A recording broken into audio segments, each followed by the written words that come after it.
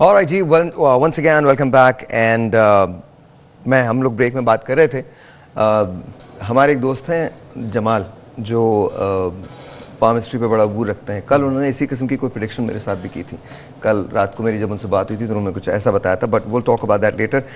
अगर आप बाबर आजम में इस वक्त, तो आपके जहन से क्या चीज़ गुजर रही है, आप क्या करना चाहेंगे, किस तरह से अपने बॉलर्स को यूज़ करेंगे, हैविंग दैट सेड कि आपके पास 191 रन सेव करने के लिए? देखिए इस वक्त तो ऑब्वियसली एक तो डिप्रेशन का शिकार होंगे कि आप 300 स्कोर नहीं कर सके, प्लस ऐसी सिचुएशन में देखें एक ही चीज़ आपके पास रह जाती है कि आप सिर्फ अटैक करेंगे। ठीक है, क्योंकि आप इसके अलावा चारा कोई नहीं, इसके अलावा कोई चारा नहीं। आप डिफेंसिव हो नहीं सकते, आप ओपन फील्ड छोड़ नहीं सकते। देखें मैच हार जीत गेम का हिस्सा है। आप एक टीम ने हारना था, एक ने जीतना था। हम अच्छा नहीं खेले, हमने जो कुछ अपॉर्चुनिटी थी मिली हमें बीच में जो हमने ज़ाया कर दी। मगर आप सिर्फ एक ही चीज़ है कि आप अटैक के लिए जाएंगे, उसमें अर्ली ऑन विकेट्स गिरती हैं अगर उनकी, तो आप शायद बहुत अच्छा दिन होगा तो आप कवर कर सकेंगे। अदरवाइज़ मैच आपके हाथ से निकल गया, तकरीबन जा चुका है, तकरीबन जा चुका है। What do you think Raghu भाई, मैच जा चुका है या अभी चांसेस हैं? हमारी बॉलिंग तो हमारी अच्छी है, बॉलिंग तो बुरी नहीं है। देखिए बेसिकली हमने खुद ही अपने हाथ से मैच निकाला। मैंने अपनी लाइफ में इससे ज़्यादा बैटिंग सरफेस नहीं देखी है, और उस पर हमारे हाथ में था कि आपके जो बाबर आजम या रिजवान है, दो मेन प्लेयर हैं, दोनों 50 रन कर चुके थे और हमें लग रहा था कि पाकिस्तान 325 से ऊपर स्कोर करेगा। उसके बाद जो हमारे ओपनर है 36 रन बनाकर वो आउट हो गए। तो इस तरह की मेरा ख्याल है कि जो इनको रिस्पॉन्सिबिलिटी लेनी चाहिए थी। हम बात कर रहे थे छोटी टीमों की, वो पार्टनरशिप डेवलप नहीं करते और जल्दी विकेटें गवा देते हैं, मगर वही मिस्टेक हमने खुद की है, इतनी सिमिटेड विकेट पर। आई थिंक हमको ना रुकना जरा मुश्किल हो रहा है ना कि हम 50 ओवर कैसे खेलें, हमें ये मुश्किल हो रहा है। अच्छा, फिर इसके बाद उसके लिए सहर भाई जो आप ये बात जो कर रहे हैं ना, हम बार बार कहते हैं कि हम डोमेस्टिक क्रिकेट नहीं खेलते, हम लंबी मैचेस की हमें आदत नहीं है। हमें T20 इतनी क्रिकेट खेल रहे हैं लोग कि वो उनको 4 ओवर का स्पेल करने में बहुत मास्टर हैं और 4 ओवर की बैटिंग करने में हम बहुत मास्टर हैं। एक टेलीफोन कॉल है, let's see who this is online. अस्सलाम वालेकुम। अस्सलाम वालेकुम। हेलो, अस्सलाम वालेकुम। वालेकुम सलाम जी, आपका नाम सर? मोहम्मद तारिक सिद्दीकी बात कर रहा हूँ कराची से। कैसे हैं सर आप, ठीक हैं? जी अल्लाह का शुक्र है। ये बताइए क्या हो रहा है आज, मैच का क्या रिजल्ट निकलेगा? साहब मसला ये है कि मैं ये देख रहा हूँ कि सारे जो है ना कमेंट करना शुरू कर दिया है पाकिस्तानी टीम के ना, कि वो यूं खेली। आप उनके साथ तो देखें, उनकी प्रॉब्लम्स को समझिए। इस वक्त उनको कोई वीजा नहीं मिला, यहाँ कोई बंदा नहीं दिया, वो अंडर प्रेशर डेफिनेटली खेले हैं। तो मतलब ये हम इस वक्त सिर्फ बस अपने बंदों पे जो कर, हम सिर्फ मतलब जीत के लिए खेलने की कोशिश करते हैं। अब सब कमेंटर ये बैठे हुए हैं कि उसने ये किया, उसने ये किया। जस्ट ट्राई टू अंडरस्टैंड कि वो किस पोजीशन में खेल रहे हैं। उनके यहाँ का कोई बंदा, उसको वीजा नहीं दिया गया, वहाँ के यानी पूरा का पूरा चल रहा है, वहीं का चल रहा है। तो मतलब ये कि मुझे जरा थोड़ा सा अफसोस इस बात का हो रहा है कि वो जीत रहे होते हैं तो सब क्या नाम की तारीफ कर रहे होते हैं, और जब जरा सा वो तो ट्राई टू अंडरस्टैंड कि वो अंडर प्रेशर है, वहाँ पे कोई भी उन्होंने वीजा ही नहीं दिए, क्या मतलब बहुत मैच चल रहा है ये। तो चले बहुत शुक्रिया, बहुत शुक्रिया। So what do you think? देखिए मैं वो साहब ने जो इन्होंने कॉल की थी, मैं उसका थोड़ा सा जवाब दे दूँ उनको क्योंकि वो हमारे लोग कॉल करते हैं तो फिर उनको अगर जवाब ना दिया जाए तो वो फिर अच्छा नहीं लगता। बिल्कुल ठीक। देखिए जो उन्होंने बात की ना, अब मैं शुएब पे आता हूँ उसके बाद। देखें जो उन्होंने बात की ना, हम हैं एज ए प्रोफेशनल खेलते हैं, हम किसी सिचुएशन में भी हमें अपनी परफॉर्मेंस पे फ़र्क नहीं पड़ना चाहिए। देखें हम इंडिया गए थे जब बाल ठाकरे ज़िंदा हुआ करते थे, तो मैंने उस दिन सुनवाया था कि हम जब ग्राउंड से निकले थे क्वार्टर फाइनल के लिए तो 2-2 बसें हमारे साथ ही, हमें नीचे बिठाया हुआ था, इतना प्रेशर डाला गया था। ये इतना प्रेशर तो मेरा ख्याल है कि इतना नहीं डाला होगा, कि इतनी गाड़ियाँ मैंने ज़िंदगी में नहीं देखी थी जब हम लेके जा रहे थे। ये तो टैक्टिस हैं उनके, वो तो इस किस्म के करेंगे कि आपको वीज़े नहीं मिले, सारी चीज़ें हुई, मगर आप ये देखें कि आप प्रोफेशनल हैं। जब आप ग्राउंड में पहुंच गए, जब आप अंदर चले जाते हैं ना, फिर बाहर की कोई चीज़, मैं अपने भाई को बता दूं, फिर बाहर की चीज़ नज़र नहीं आती। फिर आप अंदर ग्राउंड में 2 टीमें आपस में लड़ रही होती हैं। तो ये अगर जो हम बात कर रहे हैं तो वो बीइंग ए प्रोफेशनल मैं आपको बता रहा हूँ कि बाहर की चीज़ें हमें नज़र नहीं आती। अच्छा, एक कॉल ले लेते हैं, फिर शोएब के बारे में बात करते हैं। अस्सलाम वालेकुम जी, you're on the air। अस्सलाम वालेकुम। अस्सलाम वालेकुम। अच्छा, आवाज़ शायद नहीं आ रही है, दोबारा कॉल कर लीजिएगा। Coming back to you, Shoaib की जो बात है वो बात वही है जो हम सब ने की और कब से कर रहे हैं। रुक के खेलना है, टिक के खेलना है, बैटिंग विकेट है, कुछ भी नहीं हो रहा उस विकेट के अंदर। क्रॉस बैट से आपने कोई ऐसे शॉट नहीं खेलने हैं, बॉल को उसके मेरिट पे लेना है, स्पिनर्स को जज करके खेलना है। So what happened actually? देखें, हमने शोएब ने कहा बड़ी अच्छी कप्तानी की, बड़ी अच्छी बॉलिंग की। मेरा नहीं ख्याल कि उन्होंने कुछ किया। इतनी सीधी, अभी शोएब खुद कह रहा था कि इतनी अच्छी विकेट, इससे अच्छी विकेट हो ही नहीं सकती। तो कप्तानी या बॉलिंग का तो सवाल ही नहीं, हमने तो खुद थ्रो की विकेट्स अपनी ना। आप सीधी विकेट्स पे, मेरा भाई अभी कह रहा था कि हम क्रिटिसाइज़ कर रहे हैं, हम क्रिटिसाइज़ नहीं कर रहे, हम बता रहे हैं कि इतनी अच्छी अपॉर्चुनिटी को हमने ज़ाया किया कि इतनी सीधी विकेट पे हम 200 रन नहीं कर सके। तो इसमें कप्तानी का और बॉलिंग का तो कहीं कोई चक्कर ही कोई नहीं। हमने खुद थ्रो विकेट्स की, हमने अमाम ने वाइड बॉल को चेज़ किया, शफीक ने सीधी बॉल क्रॉस सीम, जिस पे सीम स्विंग होता नहीं, सीधी लो बॉल रहा मिस कर बॉल दी। वैसे भी बाबर ने जिस तरह आउट हुए या रिजवान ने स्लो बॉल मिस कर दी।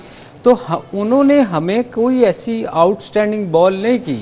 तो एक बॉल शदाब को हुआ है, वो भी कोई इतना आउटस्टैंडिंग नहीं था जो बोल्ड हुआ है। अदरवाइज आप मुझे बताएं, उनके किस बॉलर ने आपको ऐसा बॉल किया हो जो आपको लगे कि यार उन्होंने बहुत आउटस्टैंडिंग बॉलिंग की है? अच्छा, क्या कप्तानी उन्होंने बड़ी ग्रेट कप्तानी की है, वो आपने तो खुद विकेटें थ्रो की हैं। यहाँ मैं रोक से पूछता हूँ, आप तो खुद ज़ाहिर बॉलर, सो टेल मी, इस वक्त अगर आप पाकिस्तान के बॉलिंग स्क्वाड में होते तो आपकी अपनी स्ट्रैटेजी क्या होती? कहाँ बॉल रखने की कोशिश करने की कोशिश करते? कौन सा प्लेयर ऐसा होता जिसके पीछे आप लोग एग्रेसिवली जाते? बिकॉज आई थिंक एग्रेसिवनेस के अलावा इस वक्त पाकिस्तान के पास ऑप्शन कोई ज़्यादा बचे नहीं है।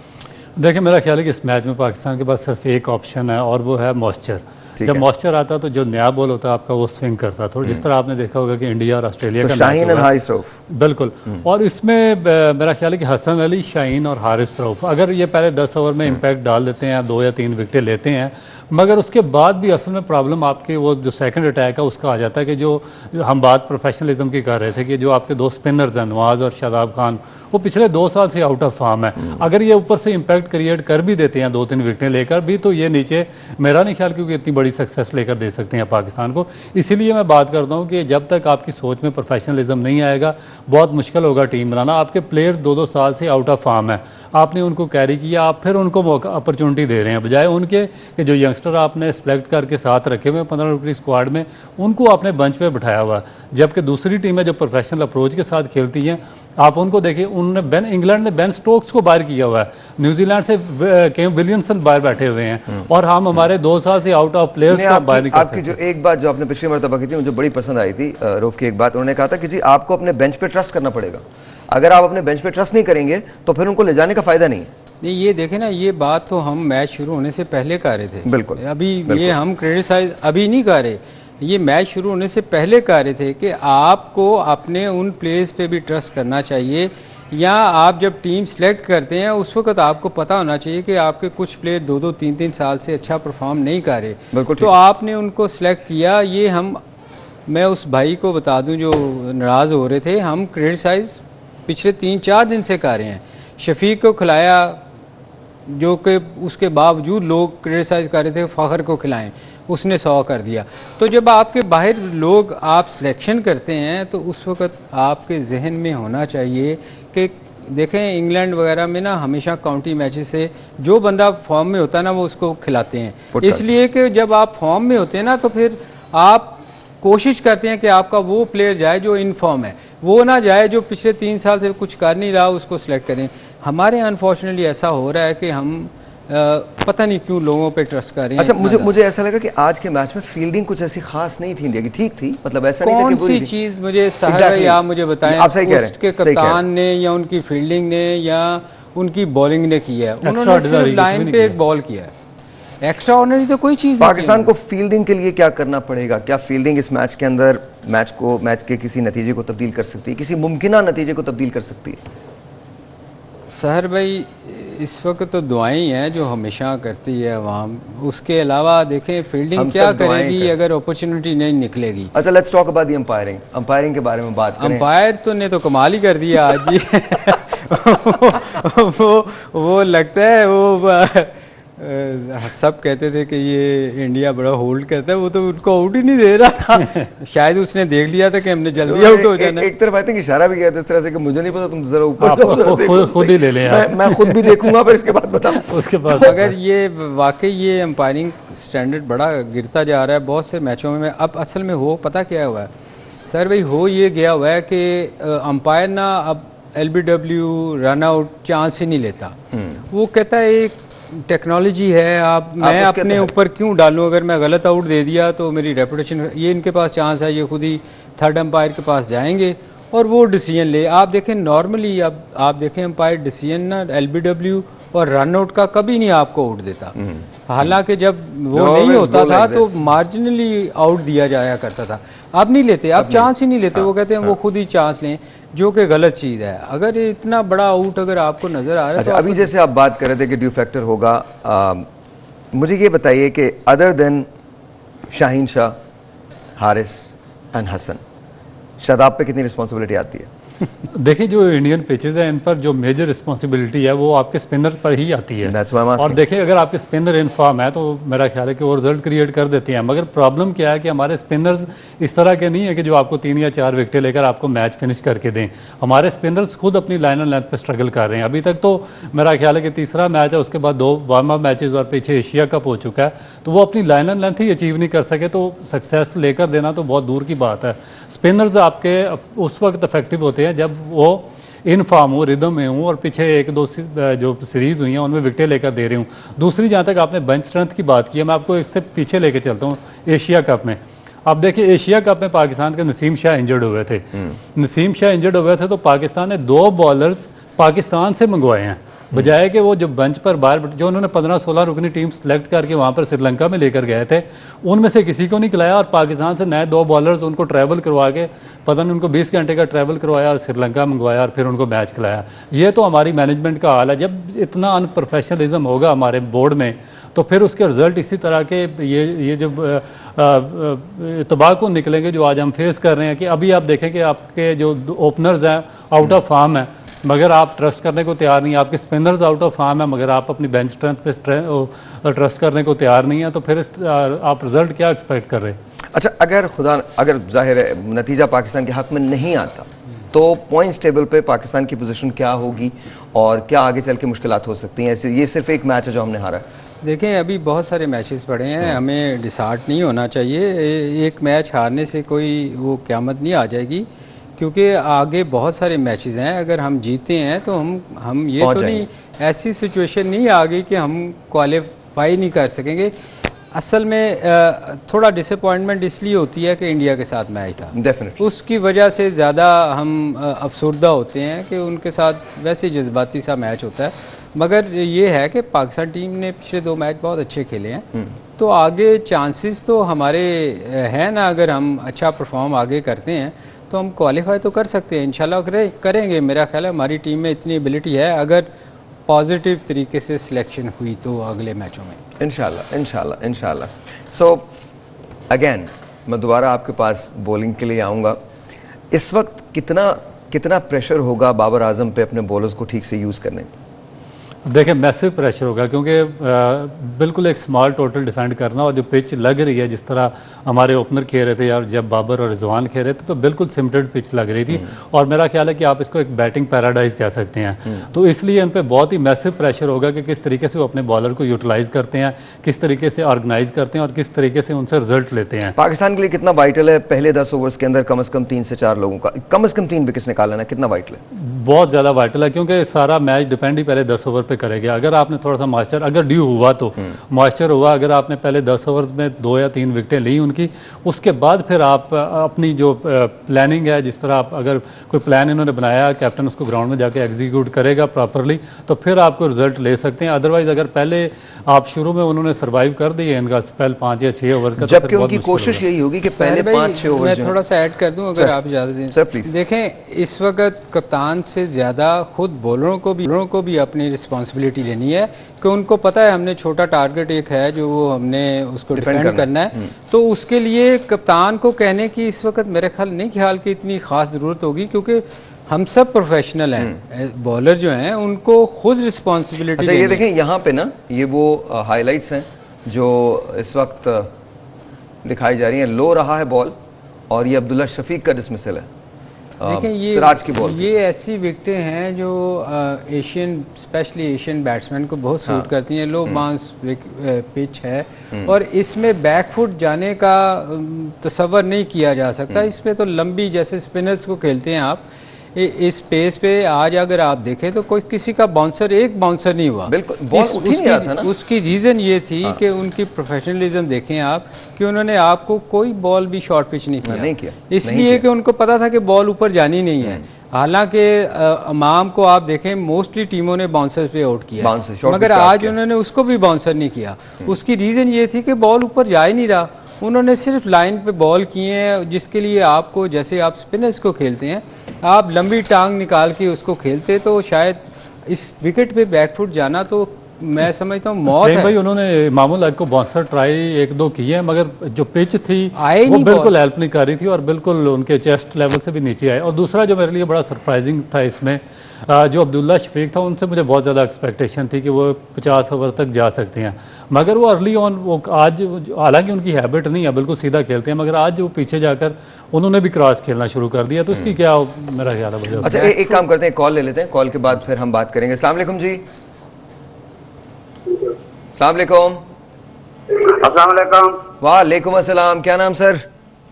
सर मैं मंसूर से बोल रहा हूँ। बाबर क्या हाल है? ठीक है आप? अल्लाह का शुक्र, बिल्कुल ठीक ठाक, बिल्कुल ठीक ठाक। ये मलिक साहब से 2 सवाल पूछना चाहता हूँ, ये टीम क्या मेरिट पे उतरी है या बाबर आजम की दोस्ती पे उतरी है? नहीं नहीं, ऐसा नहीं कहें, ऐसा नहीं कहें। बहरहाल thank you very much for calling. ऐसा ना कहें। देखें जी सर बता दें, आप जवाब दे दीजिए। मैं तो नहीं, देखें टीम तो उसने जो 15 आप लेके गए हैं टीम के साथ, उसी में से खिलाना था। पाकिस्तान से बुला के तो वो प्लेयर नहीं खिला सकते थे। हाँ, ये कह सकते हैं कि हम पिछले काफ़ी देर से एक चीज़ कह रहे हैं कि कुछ एक फॉर्म में नहीं है, आप उनको चेंज कर सकते उसकी जगह चेंज हो सकता था। मगर चूंकि कैप्टन जब होता है ना, जो उसको जिस प्लेयर्स पे कॉन्फिडेंस होता है वो उसी के साथ जाने की कोशिश करता है।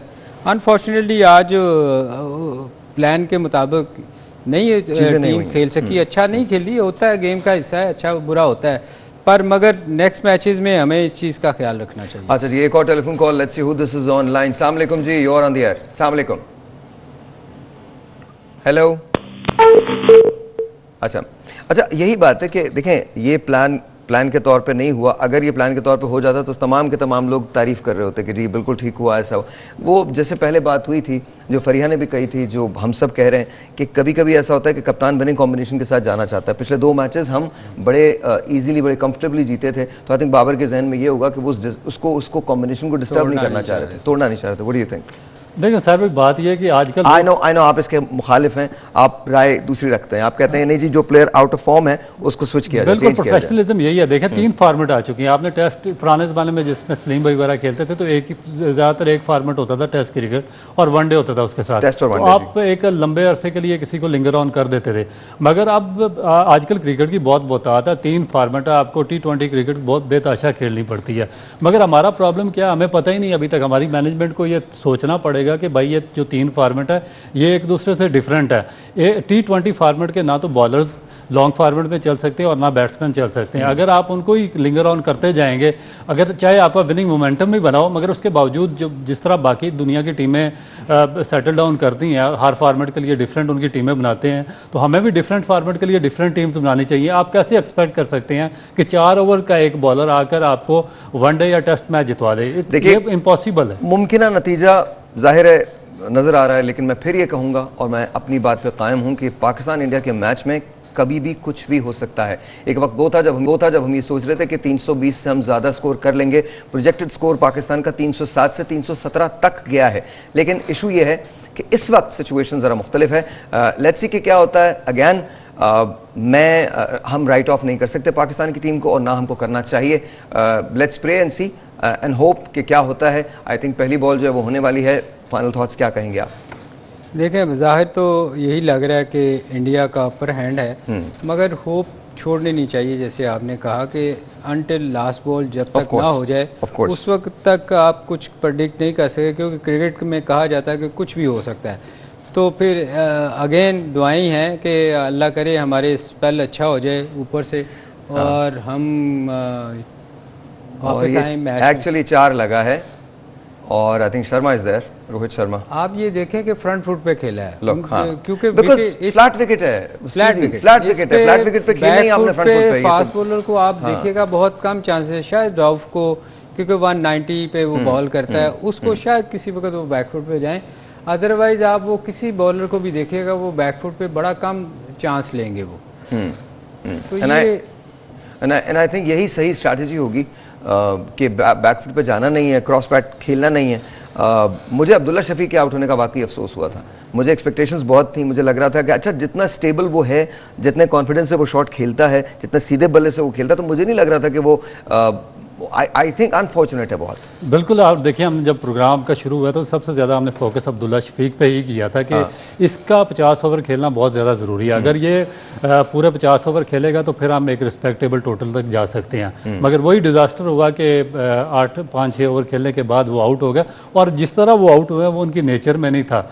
वो बैक एंड क्रॉस खेलते नहीं अर्ली ऑन, बिल्कुल सीधा खेलते हैं और इसी वजह से वो सक्सेसफुल एक और चार बिल्कुल। और मेरा ख्याल है कि इंडिया की यही कोशिश है, अप्रोच मैच को जल्द से जल्द ख़त्म किया जाए। 3 प्लेयर थे हमारे ऐसे जिन पे हम बहुत रिलाय कर रहे थे, तीनों रिजवान, बाबर और शफीक। अब वो बैकफुट पे I don't know cross seam ball पकड़ के किया हुआ था, वो नज़र भी आ रहा है आपको कि फ्रंट फुट पे खेलने वाली विकेट है। ये तो है जब आप प्रोफेशनल होते हैं ना तो आप स्विच एकदम चेंज करते हैं। भाई एक काम करते हैं, इस बहस को उठा रखते हैं मैच के बाद। हमें इजाजत दीजिए, मैच के बाद आपसे दोबारा मुलाकात होगी। दुआ कीजिए आप भी। एंड मैं फिर कह रहा हूं जाते जाते, पाकिस्तान इंडिया का मैच है, कुछ भी हो सकता है। Will be right back.